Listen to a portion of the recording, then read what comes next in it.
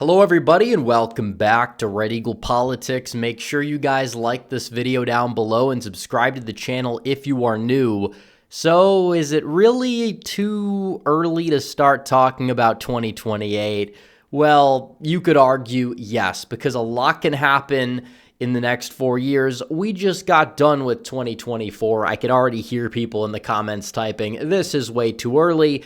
Well, I agree, but I thought we'd take some time out to do a little bit of a fun video, and this is kind of a one-off, but we'll drop our first 2028 presidential election prediction, and we're going to assume that Donald Trump has a decent 4 years. I'm not going to go above and beyond and say this is if he does a phenomenal job, has like a 60% approval rating. I'd like for that to happen. Maybe it will. I'm also not going to do the routine of, oh, what if like there's an economic downturn or something like that, because I don't think that's going to happen either. This kind of assumes baseline, just given the way things are, the way they are right now, and kind of assuming, maybe Trump is going to possibly have a decent 4 years. Maybe people are going to want to elect a Republican after him. You don't have this party fatigue two-term thing going on, obviously. So we'll see what happens on that front. But in terms of who the nominees are going to be, honestly, it's obviously Vance. Even if Trump didn't win the election for some reason, I think Vance would be a heavy favorite.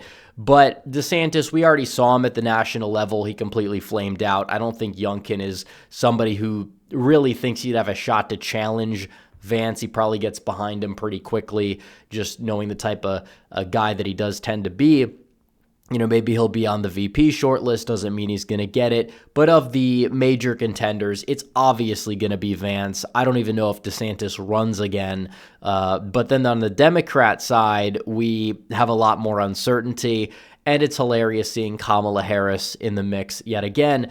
But I did an exclusive video on my website talking about this a little bit more in depth. If you guys want to sign up at redeaglepolitics.com, it's just, $5 a month, 16 cents a day. The link is going to be in the description and pinned comment down below for that. But basically the gist of it was that the Democrats don't have much of a bench. People will float people like Andy Beshear, who's a political Nepo baby who has done nothing in Kentucky besides ride on his last name. And then you have people like J.B. Pritzker, who are very unpopular, people like Gretchen Whitmer, who always get talked about, really would struggle to get off the ground in a primary. Same thing with Josh Shapiro. Just because you have a decent approval rating as governor doesn't necessarily translate to nationwide success. People are going to go for the people that they know. In terms of the primary, who's going to be the early favorite? I think it's Gavin Newsom. He has a very far left record. Democrats might try to get away from that, but he's also somebody that might be able to give Democrats hope that he can because he's such a sociopath. I think most people are going to see through it. I don't think he's a strong candidate, but if I was going to place my money on who the nominee would be in 2028, yeah, probably Newsom. And again, it can change a lot for sure. A lot of people are talking about Wes Moore. I think he's a little bit overhyped, but he possibly could run, and he possibly could end up being in the mix as well. So without further ado, I wanted to fill out this electoral map, how I expect things are going to go. The way too early electoral map, this could age really well or really poorly. There's very little in between.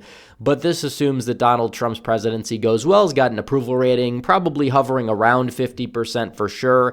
Keep in mind, J.D. Vance, of all the people that were on the major tickets in 2024, Vance in the exit polling was the only one to have a positive favorable rating, and they've tried to hit him with all these labels, make him out to be a boogeyman. Then when people actually heard him talk for the first time, they really liked him. And he's somebody that kind of carries on the Trump agenda, doesn't obviously have his personality, but it's not like you can just replace Donald Trump with another Donald Trump. Trump is like a once-in-a-lifetime type of guy. Vance is somebody that can build on it effectively, and I think he'd get a lot of Trump's base out, those low-propensity voters, just because he's on the ticket. And unlike somebody like Mike Pence, who people floated as a possible 2024 nominee, Vance is somebody that actually shares Donald Trump's agenda in full. So I thought we'd fill this map out with the safe red states, the states that will go Republican by more than 10 points. And these are all the usual suspects, pretty much. We can fill all of these out. And it's possible that the Electoral College bias, depending on what happens in some of these big states. It's possible that Republicans could be the favorites to win the popular vote, but that doesn't mean they're necessarily going to win the Electoral College. But I do believe that Texas, yes, given the complete and total 180 it's done, especially with Vance's strength with young voters, Texas, Florida, Alaska, and honestly, I'll throw Maine second in there because of trends. Like, this is the safe column. 219 electoral votes in the safe Republican column. That is insanity. That is just insanity out of the gate.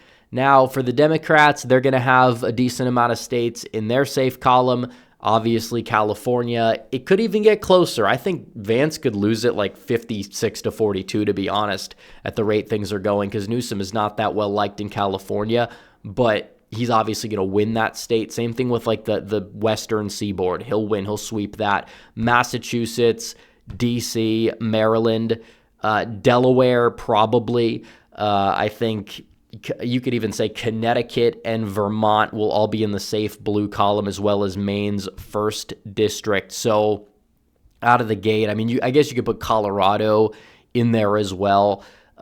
Just given trends, the way the state's kind of been reverse Florida, even though all states did move right in 2024, doesn't mean that they're all going to move right in 2028. And probably you could put Hawaii in there as well. So out of the gate, 219 for Vance, 126 for Newsom. There are question marks about, in a state like New York or in certain parts of Chicago, are the gains Trump saw going to be passed on to somebody like Vance?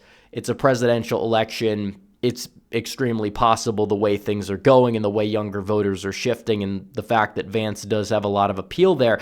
And he does have a lot of appeal in the Midwest as well, the whole like Rust Belt thing. Like, I do believe that, yeah, Trump can turn out those low propensity voters. I think Vance actually could too, and he could do very well in the Midwest because, yes, he's a populist and he's directly tied to Trump, and also because he has that Midwestern vibe because he is Midwestern.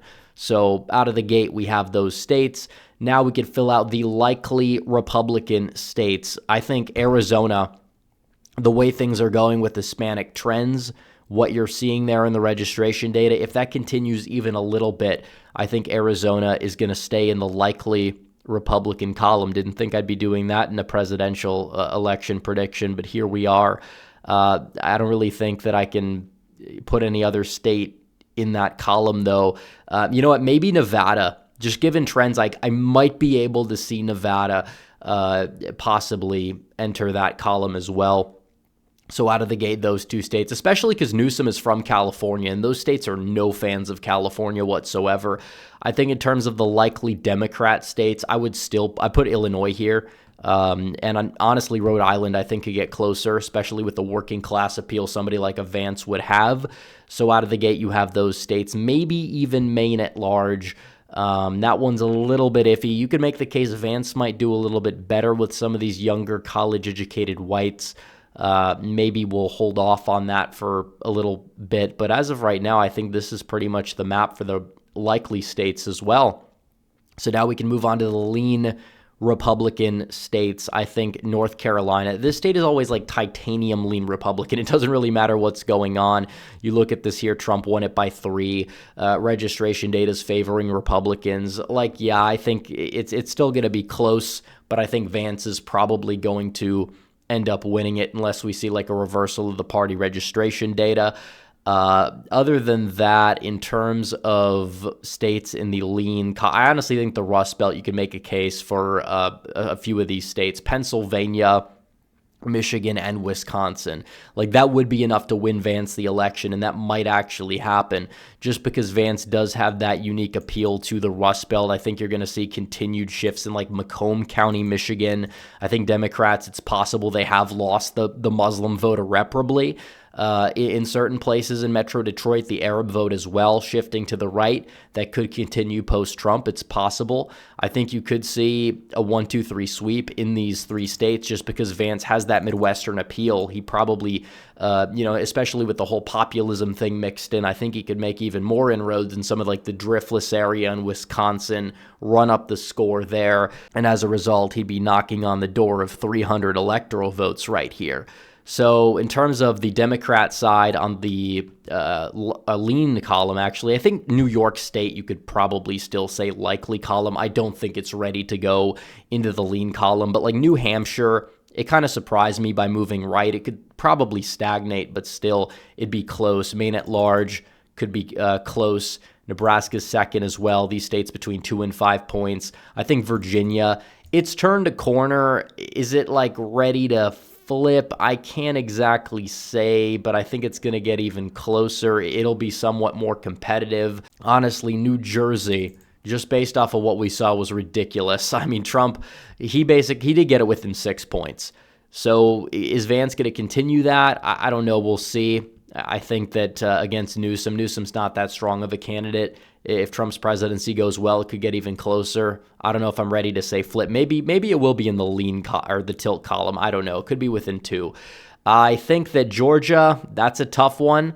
I do believe that you possibly could see Republicans make some more inroads with young black voters, not a ridiculous amount. But the Atlanta area is just changing ridiculously. It's basically become mini California. Maybe you can make the case Vance will make inroads with some of these like younger millennial college whites if they begin to like Trump's presidency a little bit more than the percentage that voted for him. I think Georgia, that one's iffy. You could honestly make the case that just because of those southern Atlanta suburbs, it just depends. This is a pure toss-up.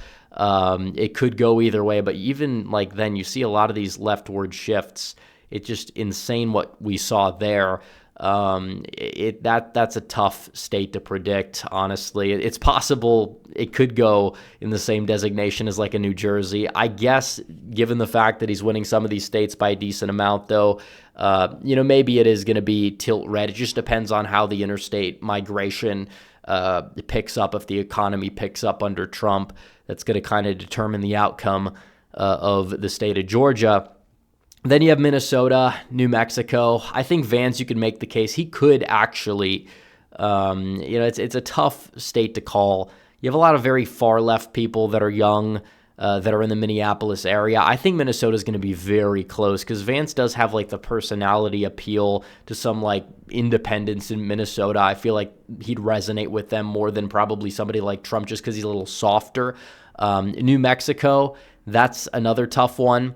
A lot of younger voters, a lot of Hispanic voters, groups that are moving right. It is true that it went blue by 6. Maybe I'm not ready to say it's going to go into the Republican column, but we got to change the map up. I mean, you don't usually have the same map twice. It's tough. Maybe he finds a way. He finds a way to pull off a win in the state of New Mexico just so we can change the map up a little bit. I don't know. But it's way too early, guys. But I think it's possible. Yeah, Vance goes out there. Trump is a good 4 years. And then what are the Democrats going to run on if he does? Gavin Newsom, like he's such an easy target. He's overrated. I think Vance can take him down pretty easily. Let me know what you guys think in the comments down below. If there's any other possible matchups for 2028, we got 4 years to do it, but comment down below. Like the video. Make sure you comment, subscribe, hit the bell for notifications so you never miss another video. Follow me on social media. The links are all in the description down below, and I will see you guys in the next one. Red Eagle, out.